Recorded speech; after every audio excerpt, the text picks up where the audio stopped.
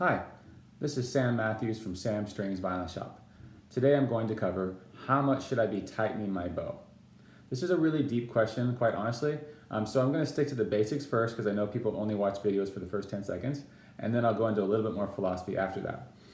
Essentially, the violin bow, cello bow, viola bow, they all have a curve going downwards when the bow hair is loosened. When we tighten the bow, it pulls the frog this way, and as you can see, the space between the stick and the hair has grown. This allows us to put weight or pressure on the string. The idea is we want to keep a bit of the curve in this when we're playing. We don't want the hair to make the stick straight, and definitely not like a rainbow. That can damage or even break your bow. When you're done playing, you want to make sure you loosen. Now, the more philosophical things about this, when we play, we want to have the ability to play evenly from the frog to the tip. Sometimes we want to have flexibility so we can do spiccato and other advanced bow strokes. Changing the tension of the hair will affect how you can do those bow strokes. So it's not uncommon that a musician might tighten the hair more when he's playing something very, very powerful and needs more aggressive bow strokes. And when they play a more light piece of music, they might want to loosen their bow hair to get more finesse, more flexibility out of their stick.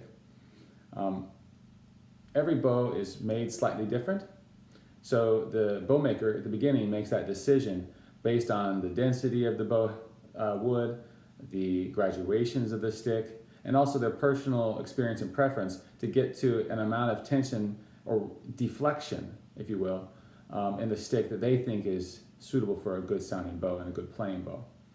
I hope this helps answer some of your questions. Happy practicing.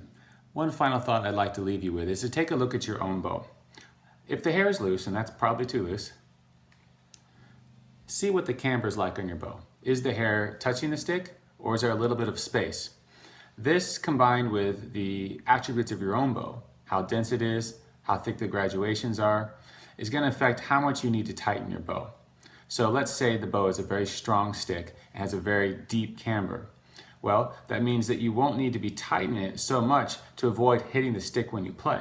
But let's say the same type of camber with a more flexible bow, then of course you're going to need to tighten the bow slightly more to give you more space. So when people say as a rule of thumb, stick your pinky in between the hair and the stick, that may or may not be true, but stick to the basic important things, which is keep a nice curve in the stick, avoid being straight, and never curve like a rainbow, and you can avoid, hopefully, ever breaking your bow. Take care. Happy practicing. Don't forget to loosen your bow when you're done playing.